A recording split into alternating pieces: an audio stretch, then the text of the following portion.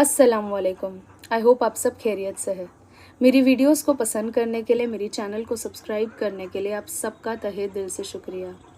आज हम सब उस रिश्ते के बारे में बात करेंगे जिस रिश्ते से अल्लाह ताला ने इंसानियत की शुरुआत की थी। उस रिश्ते के बारे में बात करेंगे जिस रिश्ते का कुरान शरीफ में अल्लाह ताला ने न जाने कितनी दफ़ा ज़िक्र किया है। दुनिया का सबसे खूबसूरत रिश्ता जो दुनिया से शुरू होकर जन्नत तक साथ रहता है, और वो रिश्ता है मियाँ और बीवी का, हस्बैंड वाइफ की रिलेशनशिप। कुरान शरीफ की सिर्फ एक लाइन को अगर हम समझ जाते हैं ना, तो हमारी ज़िंदगी को हम बड़ी खूबसूरत बना सकते हैं। क्योंकि ये हस्बैंड वाइफ का जो रिलेशनशिप होता है ना, अगर उसे हमने संभाल लिया ना, तो हमारी मुश्किलों वाली ज़िंदगी भी जन्नत बन जाती है। और अगर हम इसे समझने में, इसे संभालने में नाकामयाब हो जाते हैं ना, तो हमारी अच्छी खासी ज़िंदगी जहन्नुम बन जाती है। बहुत पुराना कोटेशन है कि 90% of your happiness depends on the partner you choose. ये बहुत सही चीज़ है।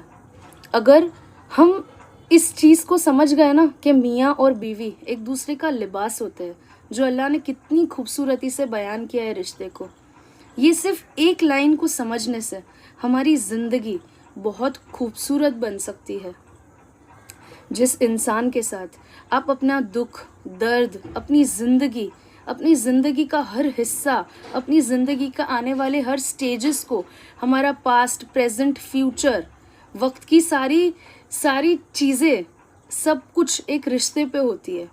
हमारी ज़िंदगी की शुरुआत होती है एक शादी से, एक निकाह से, और वो चीज़ मरते दम तक हमारे साथ रहती है। अगर हमने हमारे इस रिश्ते को संभाल लिया, इस रिश्ते को समझ लिया, परख लिया, पहचान लिया, तो हमारी ज़िंदगी बहुत खूबसूरत हो जाएगी। मियाँ और बीवी के रिश्ते में अक्सर डिसएग्रीमेंट्स होते हैं, लड़ाइयाँ होती है, कुछ झगड़े होते हैं, लेकिन वो डिसएग्रीमेंट्स कभी अलग होने का कारण ना बने, अलहदा होने की वजह ना बने। इस चीज़ का हमें ख्याल रखना होता है। मियाँ और बीवी के खुशहाल रिश्ते को बहुत सारी चीज़ें अफेक्ट करती है, बहुत सारे फैक्टर्स होते हैं जो इनकी खुशियों पर डिपेंडेंट होते हैं। सबसे बड़ा जो फैक्टर होता है वो होता है फाइनेंसेस, पैसों का बहुत ज़्यादा होना या पैसों का ना होना। एक सबसे पहला कारण जो मैं समझती हूँ हस्बैंड वाइफ के रिलेशनशिप को जो बिगाड़ सकता है, जो तबाह कर सकता है, वो फाइनेंशियल सिचुएशन होती है। कभी कभी इंसान उस स्टेज पे नहीं पहुंच पाता जहां उसे पहुंचना होता है, और उतना नहीं कमा पाता जितना उसका पार्टनर उसे एक्सपेक्ट करता है, और वहां से कुछ मुसीबतें शुरू होती है। लेकिन फिर जब भी ऐसी कोई सिचुएशन आए ना, तभी भी हमें याद कर लेना है कि हम दोनों एक दूसरे का लिबास है। लिबास यानी कि क्लोथिंग, गारमेंट्स, एक दूसरे को कवर करने की चीज़। आप जानते हैं, जब आप एक फर्स्ट स्टैंडर्ड के बच्चे की टेक्स्ट बुक लेंगे ना, तो उसमें क्लोथिंग का एक चैप्टर आएगा जिसमें क्लोथ्स क्यों पहने जाते हैं, कपड़े क्यों पहने जाते हैं, उसको डिफाइन किया जाता है। और उसका डेफिनेशन मुझे बहुत क्लियरली पता है, क्योंकि अभी मैं मेरे बच्चे को वही चैप्टर पढ़ा रही थी।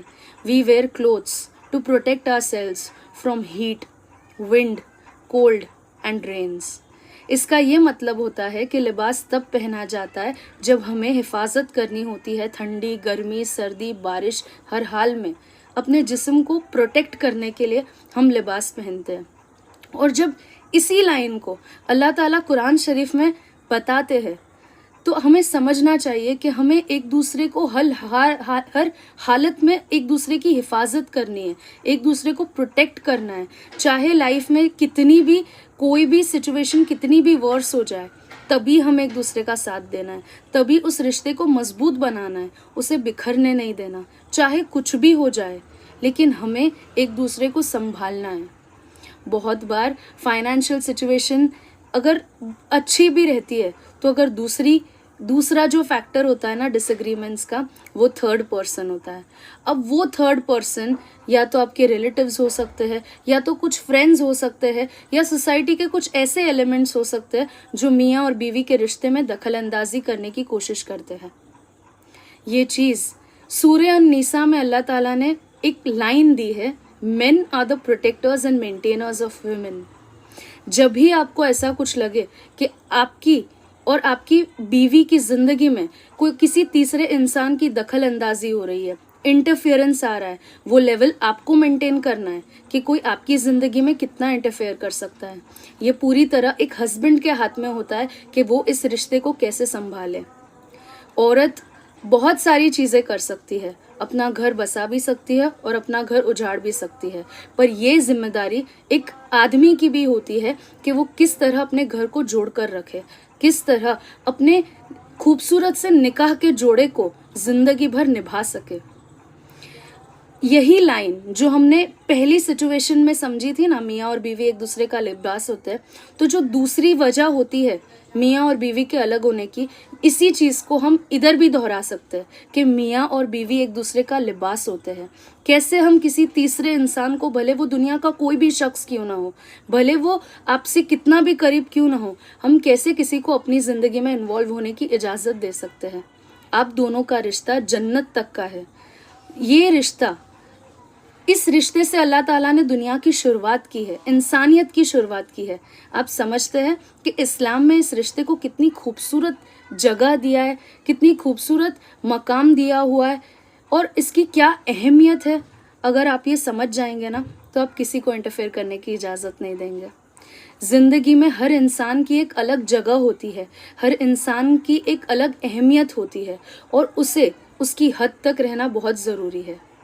आपको पता होना चाहिए कि ये जो लिबास वर्ड है ना, ये वो छोटा वर्ड नहीं है, ये आपकी हिफाजत करता है हर उस दर्द में, हर उस बुरी चीज़ में या हर उस तकलीफ़ में आपकी हिफाजत करता है। और अगर ये रिश्ता आपकी हिफाजत करता है तो आपका फ़र्ज़ बनता है कि आप समझे कि आपको इस रिश्ते की हिफाजत करनी होगी, हर बुरी नज़र से, हर ऐसे इंटरफेरेंस से जिससे आपके बीच में डिसएग्रीमेंट्स हो सकते हैं। आपको ये चीज़ समझनी होगी कि इस रिश्ते से बढ़कर दुनिया में और कुछ नहीं है। जब मैं ये कहती हूँ तो इसका बिल्कुल ये मतलब नहीं होता कि आप इस रिश्ते को बचाने के लिए दूसरे रिश्तों को हर्ट करें या उन रिश्तों को अपनी ज़िंदगी से निकाल दें। बस हर एक इंसान को ये एहसास होना चाहिए कि हर इंसान की इंटरफियरेंस की हद कितनी होनी चाहिए, उसकी लिमिटेशंस होनी चाहिए, बाउंड्रीज होनी चाहिए। जो चीज़ आप दोनों के बीच में है उसे आप दोनों के बीच में रखिए। इस रिश्ते को तोड़ना बहुत आसान होता है, बहुत आसान होता है किसी से अलग हो जाना, पर सबसे मुश्किल और सबसे खूबसूरत होता है एक दूसरे का साथ निभाना और इस रिश्ते को हर हाल में निभाना।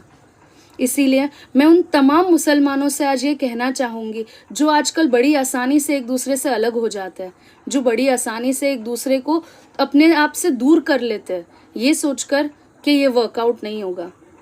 भले हम मॉडर्न ज़माने में जी रहे हैं, लेकिन अगर आप अपने आप को मुसलमान समझते हो ना, तो एक बार के लिए सोचो कि ये रिश्ता इस्लाम में कितनी अहमियत रखता है। क्या इतना आसान होता है आपके लिए किसी से दूर हो जाना? और अगर आसान नहीं भी होता है तो यही तो चैलेंज होता है लाइफ का। टॉक्सिक रिलेशनशिप्स अलग होती है, लेकिन जो रिलेशनशिप में थोड़ी सी भी उम्मीद बची हो सकती है कि ये हो जाएगा, ये काम कर सकता है, तो आपको इसके लिए थोड़ा एफर्ट डालना बहुत ज़रूरी है। आप रिश्ता जोड़ने से पहले 100 बार सोचें सारे फैक्टर्स के बारे में कि आपको किस तरह कंफर्टेबल लगेगा, फैमिली एनवायरनमेंट क्या होगा, आपकी लाइफस्टाइल क्या होगी। लेकिन जब आप रिश्ता किसी से जोड़ लेते हैं, जब आप किसी के साथ निकाह में आ जाते हैं, फिर सोचने समझने का वक्त ख़त्म हो जाता है और निभाने का वक्त शुरू हो जाता है। अक्सर रिश्ते कबूल है से तलाक है तक तब पहुंच जाते हैं जब ये चीज़ उल्टी पड़ जाती है। निकाह में तो जुड़ जाते हैं और फिर सोचना और समझना शुरू कर लेते हैं कि ये मेरे लिए सही है कि नहीं। ये चीज़ आपको शादी से पहले करनी है, ना कि शादी के बाद। एक बार आप किसी के साथ जुड़ जाते हो ना, तो बहुत ज़रूरी होता है कि अपनी दिल और अपने जान से उसे आप निभाएं।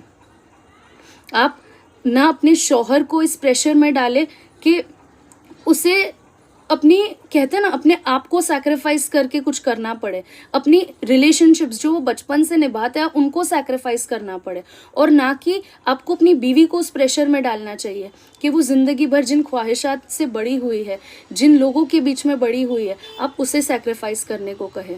मोहब्बत मोहब्बत होती है, सैक्रिफाइस हमें करना होता है, ना कि सैक्रिफाइस मांगना होता है। इस बात को आप समझ जाना। अगर मेरी वीडियो पसंद आई हो तो लाइक और शेयर ज़रूर करना और कमेंट सेक्शन में ज़रूर बताना कि कौन सा टॉपिक आप सुनना चाहेंगे। अस्सलाम वालेकुम।